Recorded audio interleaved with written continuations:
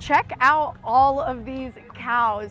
I'm Fox 4's Ella Rhodes at the annual Immokalee Cattle Drive and Jamboree. The annual tradition started in 2018 to celebrate the ranching and agricultural history and future of Immokalee. The cattle go down Main Street and end at the Immokalee Pioneer Museum at Roberts Ranch, a former farm on the National Register of Historical Places. This year's Jamboree features local animals, businesses, roping, whip cracking, alligator wrestling, traditional Mexican dancing, and the Seminole tribe. Collier County Museums hosts the event each year at the Roberts Ranch and says they want to celebrate Immokalee's history and current culture, including the migrant community here. Each year, they honor a local ranch, and 2024's honoree is the Pretty family of JB Ranch. The O'Leary family says they enjoyed learning more about Southwest Florida's history. We just wanted to experience like the old school part of Southwest Florida, really into the exploring the agricultural part.